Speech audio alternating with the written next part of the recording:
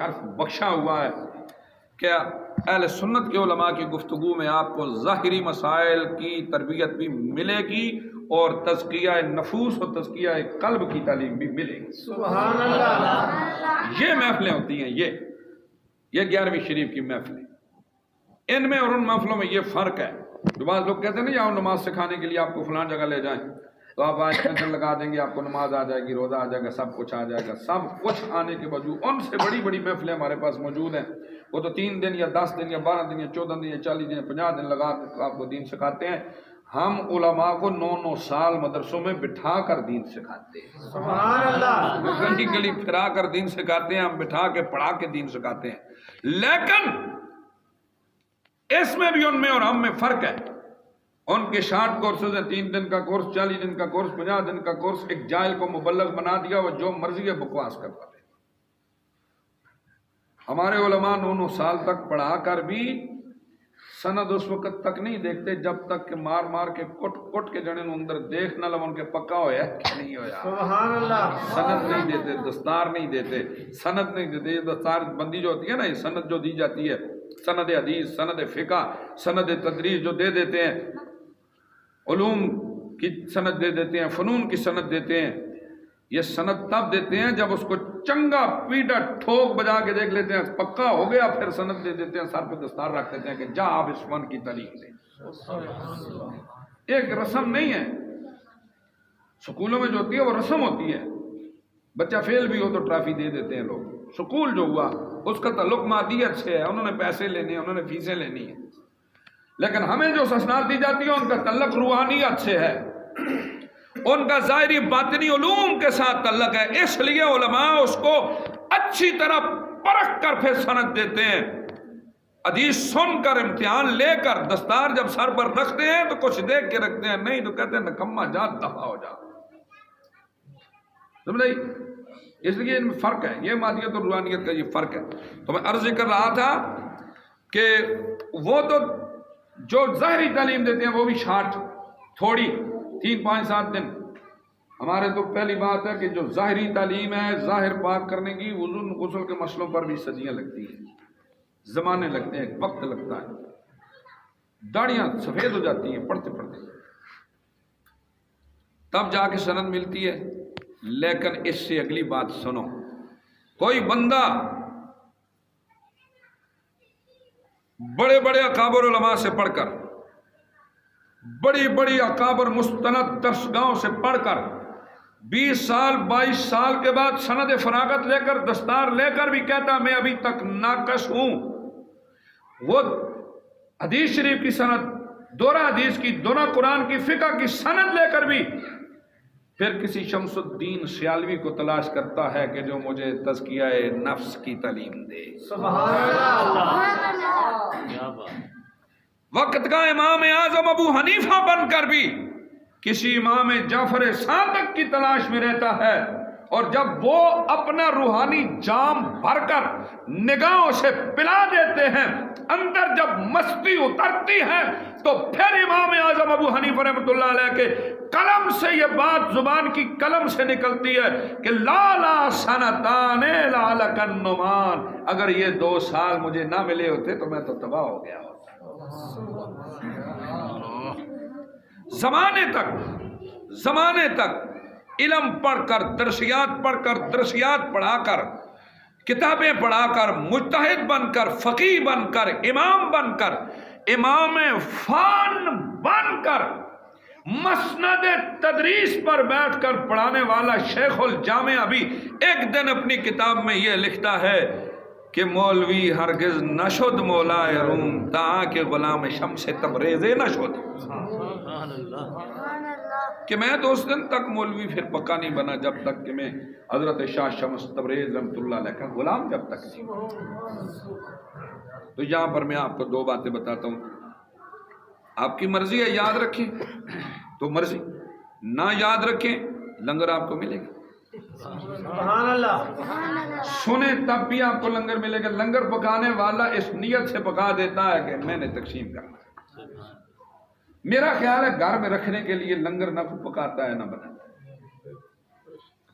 جلسہ نہ بھی ہو، تقریر نہ بھی ہو، بیان نہ بھی ہو، لنگر جس نے پکانا ہے اس نے دروازے پہ کھڑے ہو کے بھی دے دینا ہے۔ جا لے جا لنگر، ادھر آؤ ونڈی چیز لے جاؤ، جس نے لنگر پکایا وہ تو ملے گا۔ یہ خوش نصیبی سمجھو کہ لنگر کے ساتھ تمہیں مصطفیٰ کی شریعت کی بات بھی مل رہی ہے۔ لنگر تو کسی دروازے سے بھی آواز لگے کہ ونڈی چیز لے جاؤ، تو کٹوری لے کے جاؤ تو حلوہ مل لیجیے۔ میں کدی بھی ونڈی دی چیز کا آواز لگے نا تو جدو بھی پیالی پھر اپنا وہ لے کے گیا، پلیٹ وغیرہ لے کے گیا، حلوہ ہی لبا۔ تھوڑی اپنی قسمت ہے، تمہیں ڈاکیاں لبدیاں ہیں۔ بہرحال لنگر کی بات نہیں، جو باتیں میں بتانے لگا ہوں انہیں یاد رکھنا۔ اوئے آسو بھائی اٹھ تو اتھا میں فسائی اے بار جتنے ہیں انہوں اندر بلا کے دے لکھیا، پھر پائی آشو کرتے ہیں تو کنڈی لاوے گا تو کام خراب ہے۔ داستے سسٹم سنو، پہلی بات جہاں سے میں نے تقریر شروع کی وہاں سے ایک بات آپ کو بتا دوں۔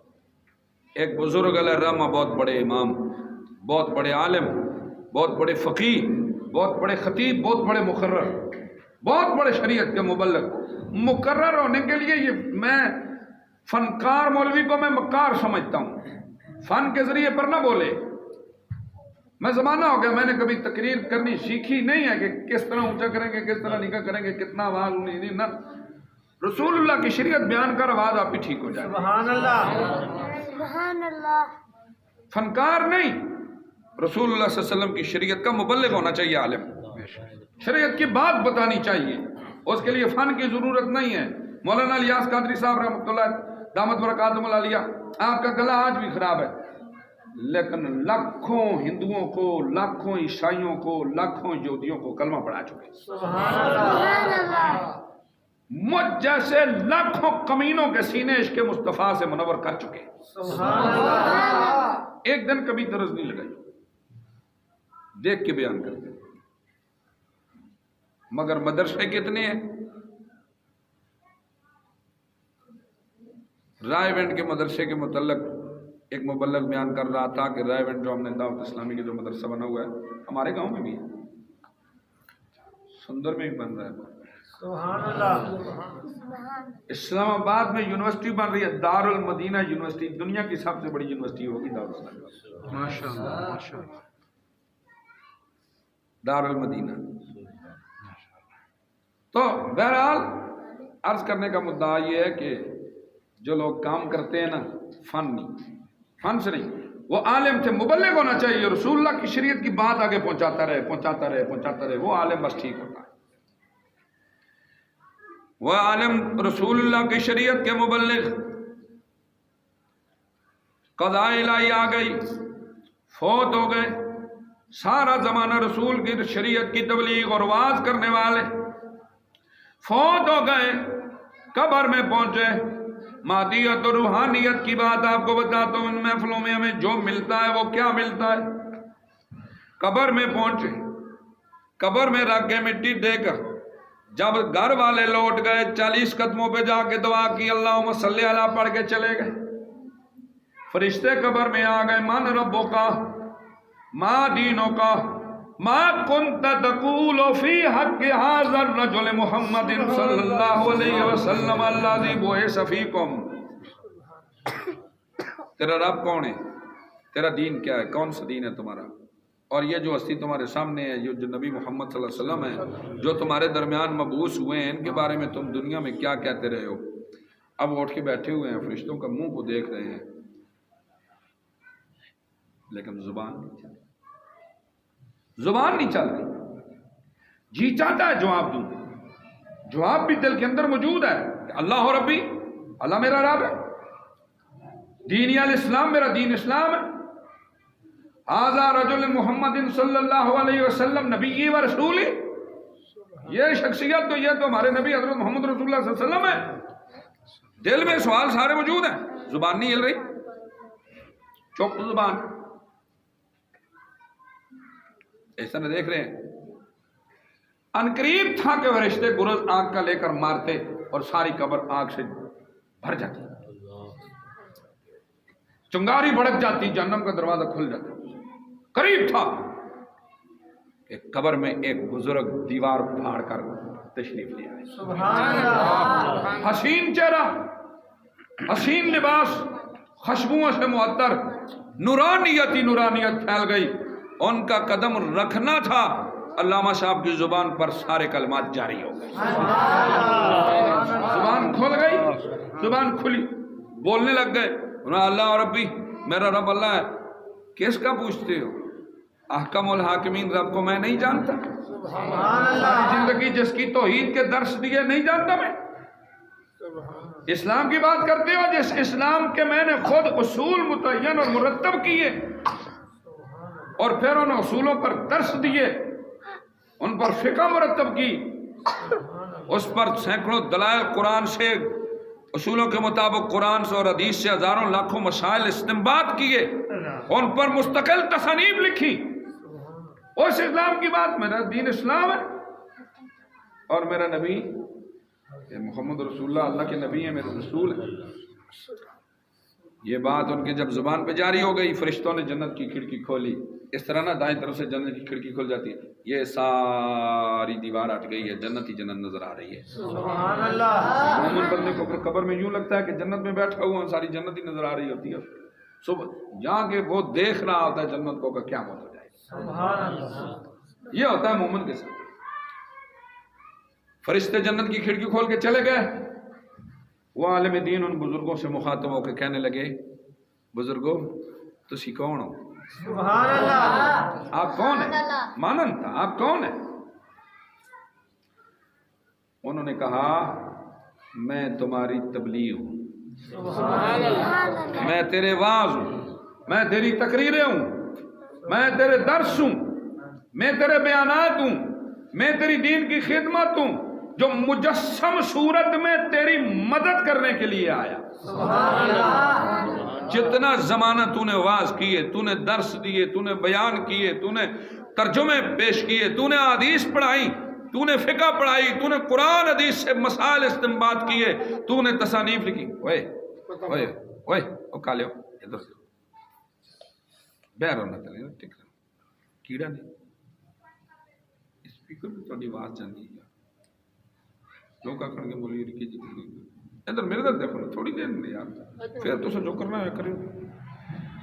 گرامی کے اندر حضرات، انہوں نے جب یہ کہا کہ میں یہ ہوں، ان بزرگوں نے کہا اچھے ٹائم تے آئے ہو، میں نے تو پہن لگا سی جہنم دا گرز، عذاب دا کوڑا میرے سر تے برسن لگا سی تے تسی مدد کرن اتنی دیر نہ آنا سی جی تسی میری نیکیاں نورانی مجسم شکل میں آپ میری نیکیاں ہیں تو آپ کو چاہیے تھا کہ آپ ٹائم پہ آ جاتی، میری زبان کو لکنت نہ لگتی، بندش نہ لگتی، رکاوٹ نہ لگتی، وزن نہ پڑتا، زبان بند نہ ہوتی، میں ترک سے جواب دیتا تو پہلے مجھ پر رحمت کے دروازے کھول دیے جاتے. دیر سے آپ آئے، شکر ہے کہ دیر سے بھی آپ آ گئے، ورنہ مجھ پر تو عذاب نازل ہو جاتا کہ فرشتوں کو حکم ہوتا ہے جو جواب نہ دے بس عذاب کا دروازہ کھول دے تو واپس آ جاؤ بس. اللہ جانے، اللہ کا بندہ جانے. اس نے کہا جی میں دیر سے اس لیے آیا ہوں کہ آپ تقریر کرتے تھے، واعظ کرتے تھے، درس دیتے تھے اور پیسے لیتے تھے. کیا کرتے تھے؟ یہ بزرگوں نے اپنی کتابوں میں لکھا، بڑا خوبصورت واقعہ. آپ واعظ کے درس کے پیسے لیتے رہے. یہ ہے روحانیت، یہ احمدیت. ہم محفلوں میں آتے ہیں پیسوں کے لیے، میں بات کرتا ہوں، تقریر کرتا ہوں پیسوں کے لیے، آپ آتے ہیں لنگر کے لیے، آپ ورنہ ذکر کے لیے آتے ہوں تو میرا خیال ہے اس مسجد میں جگہ نہ ہو. جو لنگر کھا چکے ہیں، جو مغرب کو روٹی کھا چکے ہیں، جنہیں کوئی حاجت نہیں ہے، وہ تو یہی کہتے ہوں گے یار ہم بس روٹی کھا چکے ہیں، ہوں چاہ پی چکے ہیں، ہوں کے جانا. اتنے دیتے نے بھی تو نہ نہیں دین گے، اتنے دال مال کے دین گے. اس محفل میں جان کا کی فائدہ ہوئے گا؟ انہوں نے مادیت اتنے نظر رکھی ہے، انہوں نے پتہ ہی نہیں فائدہ ہونا کی. گج کا فسل پتہ نہیں تو انہوں بھی میری پشتو سمجھ نہیں آئی سبحان اللہ جن کی نظر مادیت پر ہے. یہ دو نظریے ہوتے ہیں ہمارے محفل میں آنے کے. ایک نظریہ ہے نظر مادیت پر، نظر کھانے پر، روٹی پر، چاولوں پر، بریانی پر، بوٹی پر، شاپر پر، فروٹ پر، کیلے مالٹے پہ نظر، سیب پہ نظر، مٹھائی کے ڈبے پہ نظر. اور اگر اللہ معاف کرے تقسیم کرتے ہوئے کسی کا ہاتھ پھسل جائے، دوسرے کو 2 لڈو دے دے اور مجھے 1 دے تو میں اٹھ کے اعتراض کر دیتا ہوں، اچھا دعا تیرا بڑا لگتا نہیں 2 لڈو. اگو بھائی عاشق بھی کیا دینا جی تساں لینے سن تے تسی اگلی صاحب میں بیٹھ جاندے یہ جڑا بھی کوئی ڈاڈ ہے نا او جی تساں کہتے زیادہ لنگر لینا سی اگے بیٹھ جاندے پچھلے نو رینج ہی لبدا ہے. او بھائی مسجد میں آپ مادیت کے لیے نہیں آئے، لیکن افسوس یہ ہے کہ آج ہم روحانیت کو تو چھیڑتا ہی نہیں، تصوف کو تو چھیڑتا نہیں، سلوک کو تو چھیڑتا ہی نہیں، شریعت کو تو سیکھتا ہی نہیں. ہماری سب سے بڑی نظر، سب سے زیادہ ہمارا آخری منزل، ہمارا گھوڑا دوڑے گا تو اس کا آخری ٹارگٹ صرف اور صرف مادیت ہوگا. دور مادیت کا ہے، اور آج ہی نہیں ہر زمانے میں دور مادیت کرا. تو گرامی قدر حضرات، جب اس بزرگوں نے کہا کہ مولانا صاحب پیر صاحب قبلہ واعظ خوش الان خطیب پاکستان فلاں فلاں صاحب آپ تو تقریریں کرتے رہے مگر آپ تقریروں کے پیسے لیتے رہے. آگے وہ بھی عالم تھے، وہ بھی متقی تھے، وہ بھی پرہیزگار تھے. انہوں نے جی وہ لیے تھے، انہوں نے لے کر چرس نہیں پی تھی، سگریٹ نہیں پیے تھے، نسوار نہیں کھائی تھی، گیمیں نہیں کھیلی تھی، سنوکر نہیں کھیلا تھا، تاش نہیں کھیلے تھے، لوڈو نہیں کھیلی تھی. اپنا وقت مصروف کرنے کے لیے انہوں نے ان پیسوں سے ٹچ موبائل نہیں خریدے تھے، غلط پیکج نہیں کرائے تھے. پیسہ آتا رہا، کتابیں لی جاتی رہیں، کتابیں پڑھی جاتی رہیں، کتابیں سنائی جاتی رہیں، کرائے لگتے رہے، مدرسے بنتے رہے، کرپٹ آتی رہی، مدرسے کی چھت پڑتی رہی، پنکھے آتے رہے، ادھر سے تقریروں کی آمدن ہوتی رہی، ادھر مدرسے تعمیر ہوتے رہے. سنو سبحان اللہ. آخر دے آخر کا دے آخر والی گال ہوئی تے کہ بتا نعوذ باللہ یہ نہیں پہ جائے. انہوں نے کہا جی میں نے لیے پیسے، تقریروں کے پیسے لیے، خدمت میں نے وصول کی، ہر ایک سے مانگ کے بھی لے لی، جنہوں نے خود پیش کر دی وہ بھی قبول کر لی، لیکن میں نے اس کو برے رستے پر خرچ تو نہیں کیا، میں نے اس کو اچھے رستے پر خرچ کیا. تو تجھے چاہیے تھا کہ میری نیکی تو جلدی میری مدد کرنے آتی. تو نیکی نے کیا خوب جواب دیا، اس نے کہا مولانا صاحب آپ لے کر اچھے رستے پر خرچ کرتے رہے، اسی لیے مشکل میں آپ کی نیکی آپ کے کام آئی. اگر آپ برے رستے پہ خرچ کرتے نیکی آتی کرتے. سمجھ آئی مسئلے دی نہیں آئی؟ اے بزرگاں دے فیضان سمجھو، اے پیراں دا فیض سمجھو، انہاں دی نگاہ سمجھو، جو انہاں دی نگاہ دی وجہ تو اچھیاں لوکاں دی نگاہ دی وجہ تو میں تقریر کر لینا، ورنہ میں کوئی ایڈا اللہ معاف کرے نہیں ہے جی گا. ایک ایسے بزرگ دا نگاہ کسی دی نگاہ سے انہوں نے فرمایا کہ بھائی تو نے لے کر نیکی کی رستے پر خرچ کیے، اس لیے تیری نیکی آج تجھے قبر میں کام مشکل کے وقت میں آ گئی. اگر تو وہ لے کر چرس پی لیتا، شراب پی لیتا، سگریٹ پی لیتا، یشیاں کر لیتا، کڑھائیاں کھا لیتا، چرگے کھا لیتا، بدماشیاں کر لیتا، فحاشیاں کر لیتا، عورتوں کو لڑکیوں کو تو پیسے لوڈ کرا دیتا، بیلنس لوڈ کرا دیتا، ان سے گپے لگا لیتا، ان کو بری رستوں پہ خرچ کر دیتا، پھر آج نیکی آتی کب تھی؟ آج تیرے سر پر وہی گرز بجتا جس کا تجھے یقین تھا کہ بھی بجنے والا. سمجھے مسئلے کی؟ یہ ہے شریعت، یہ ہے طریقت، یہ ہے تصوف، یہ ہے سلوک کہ دوستو اپنی نگاہوں کو مادیت سے اٹھاؤ. مادیت کچھ بھی نہیں،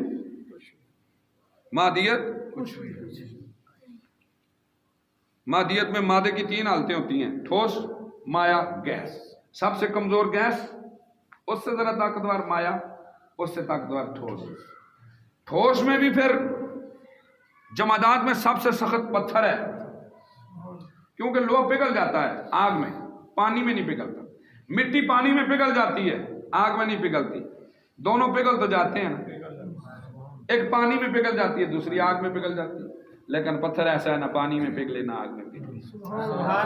جمادات میں بھی سب سے سخت جمادات میں سب سے ٹھوس، سب سے سخت چیز پتھر، مگر جب روحانیت کی نگاہ پڑے تو پتھر بھی کلمہ پڑھنے لگا۔ پڑھتے ہیں کہ نہیں پڑھتے؟ مٹی بھی کلمے پڑھتی ہے کہ نہیں پڑھتی؟ درخت بھی سجدے کرتے ہیں کہ نہیں کرتے؟ حیوانات بھی آ کے درود و سلام پڑھتے ہیں کہ نہیں پڑھتے؟ پڑھتے ہیں نا۔ تو پھر مطلب یہ ہے کہ مادیت کچھ بھی نہیں، طاقت روحانیت میں ہے۔ اسی لیے کہتے ہیں جہاں مادیت کی انتہا ہو جائے وہاں سے روحانیت شروع ہوتی ہے۔ شروع تو پتہ نہیں کہاں سے ہوتی ہے، ہم نے تو مادیت کبھی سوچی، ہم تو ابھی مادیت میں پھنسے ہوئے ہیں، روحانیت کی طرف قدم بھی نہیں اٹھایا۔ سبحان اللہ۔ روحانیت ہوتی ہوگی، کمال ہوتا ہوگا۔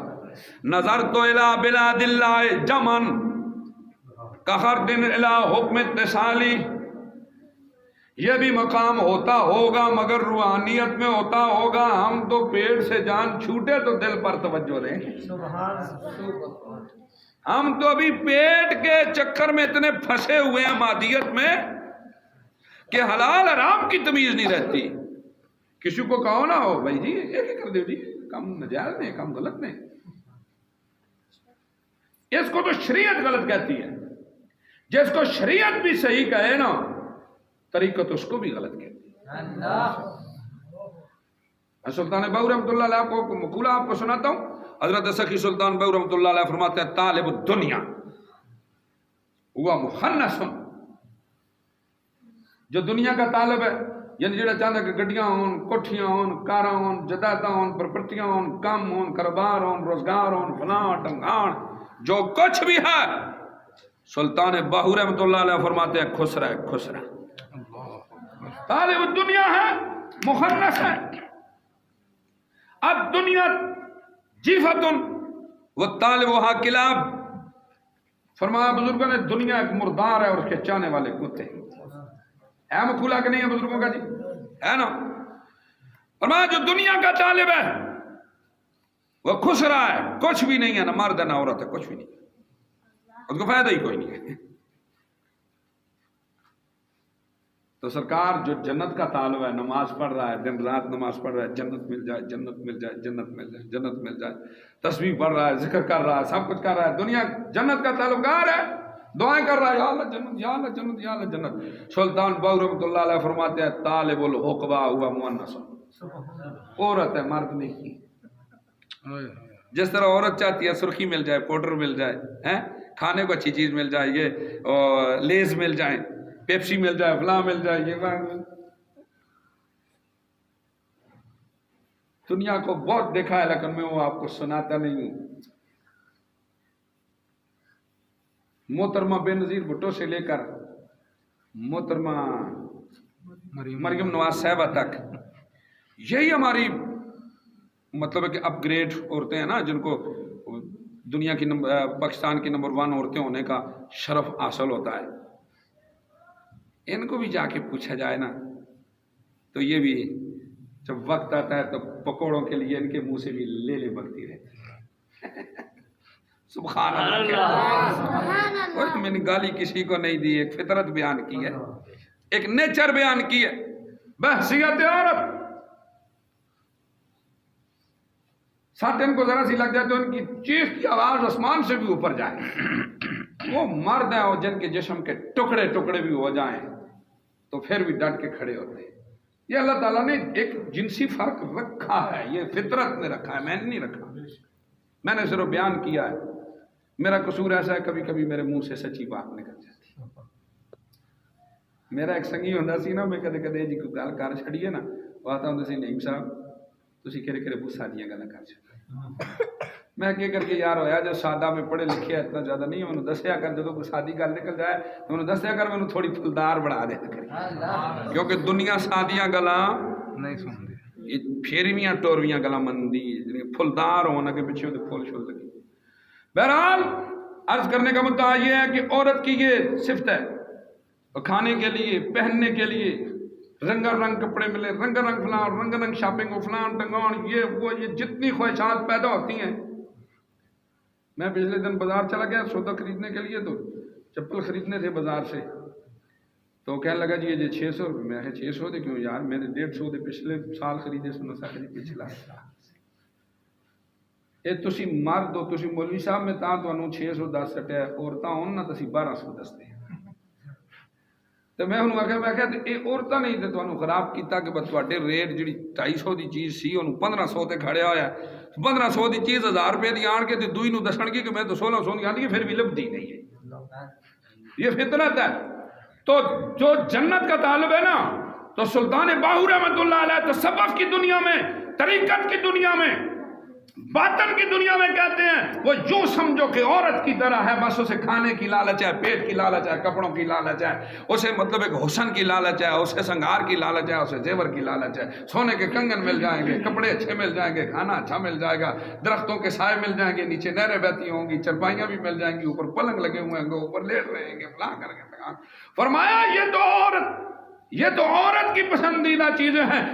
جو طالب الدنیا ہوا مؤنثن، طالب الحکمہ ہوا مؤنثن، جو حکمہ کا طالب ہوا وہ بھی عورت سے آگے نہ بڑھ سکا، جن سے عورت سے آگے نہ بڑھ سکا، جن سے مؤنث سے آگے نہ بڑھ سکا۔ ہم نے پوچھا سلطان بہو یہ بتائیے کہ پھر مذکر کون ہے، مرد کون ہے؟ فرمایا جو ساری کائنات کو چھوڑ کر طالب المولا بن جائے وہ مذکر، سبحان اللہ، وہ مذکر ہے، وہ مرد ہے۔ جس طرح مرد اپنے محبوب کے لیے ساری دنیا ترک کر دیتا ہے، عشق اور محبوبی بس اس کا مطمئن نظر ہوتا ہے، وہ کہتا ہے کچھ نہ ملے مجھے میرا محبوب مل جائے۔ عاشق دا جو دارو دسے، حضرت میاں محمد صاحب کھڑی شریف آپ نے بولا، عاشق دا جو دارو دسے باج وصال سجن دے، اصل سیانا انہوں جانیا یانا اور روگی نہیں جاندا من۔ تو مذکر وہ ہے طالب المولا ہو۔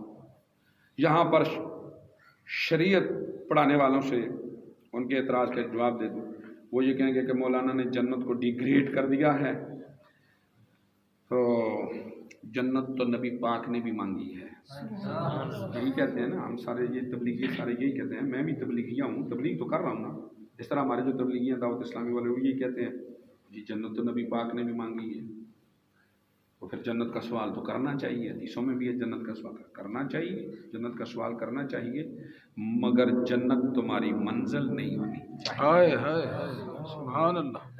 اس کا جواب بھی سلطان بہو رحمۃ اللہ علیہ نے دیا۔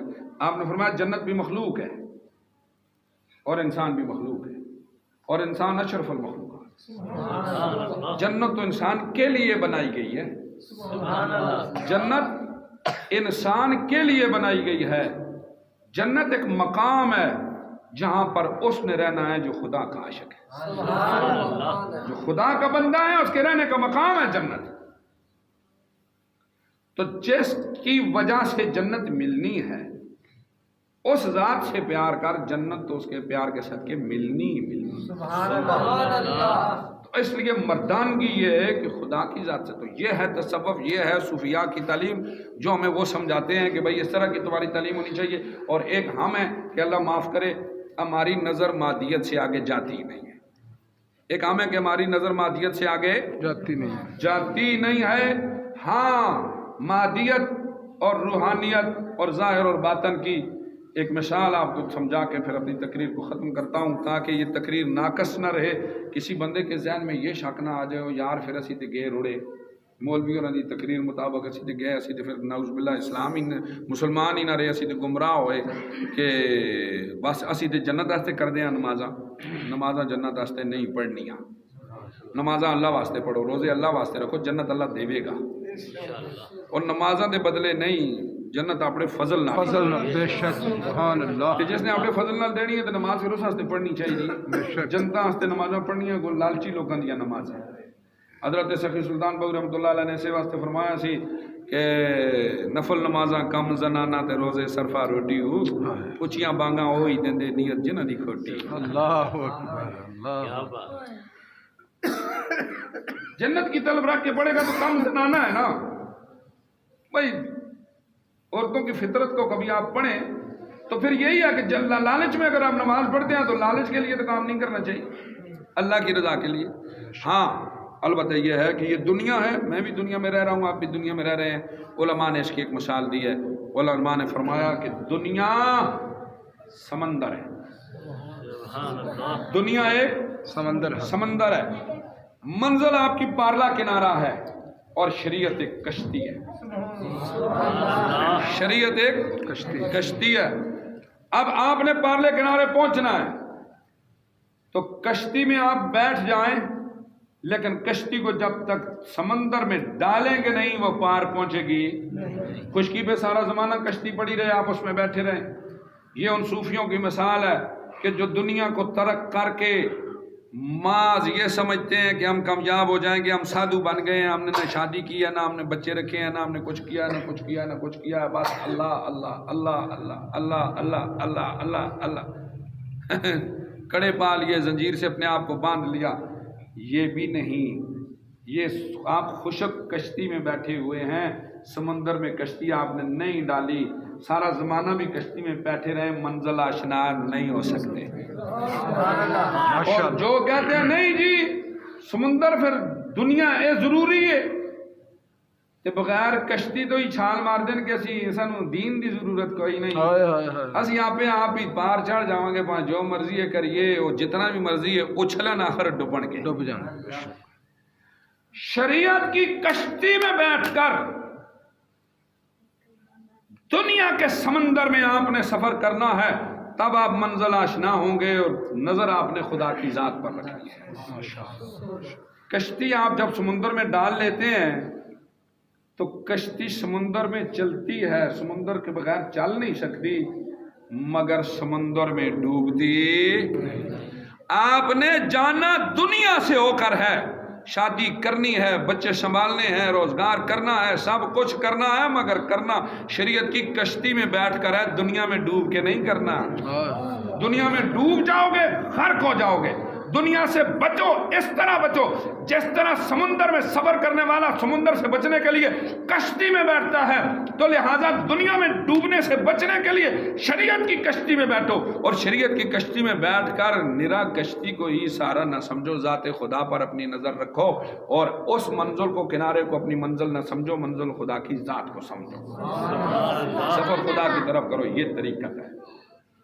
کشتی میں آپ بیٹھ گئے تو بچ جائیں گے لیکن بیٹھ کے اگر آپ جاگتے بھی رہیں تو زیادہ اچھا کشتی میں سوئے ہوئے بھی جائیں تو آپ پار تو جا رہے ہیں نا کشتی تو جا ہی رہی ہے ڈوبیں گے نہیں کیونکہ کشتی نے آپ کو اٹھایا ہوا ہے آپ شریعت میں آ تو گئے کلمہ پڑھ لیا نماز پڑھ لی ذکر کر لیا حج کر لیا زکات دے دی سب کچھ کر لیا شریعت کے مطابق سچ بولا جھوٹ سے بچے یہ کیا وہ کیا مگر یہ آپ کشتی میں لیٹے ہوئے ہیں اگر آپ جاگے ہوئے بھی ہوں کپڑے بھی صاف رکھیں خوشبو بھی لگا لیں تو زیادہ اچھا ہو جائے تو شریعت مطالعہ جتنا کہتی ہے اس سے زیادہ کر کے دکھاؤ گے تو یہ طریقہ ہے یہ دل صاف کرے گی شریعت کہتی ہے بازوؤں کو کونیوں تک دو لیکن ان کو تھوڑا زیادہ دو لے تاکہ کونی کا ایک بال برابر ہوئی جگہ خشک نہ رہے زیادہ دھل جائے تو کوئی مسئلہ نہیں شریعت کہتی ہے 2 فرض پڑھو صبح 4 فرض پڑھو زور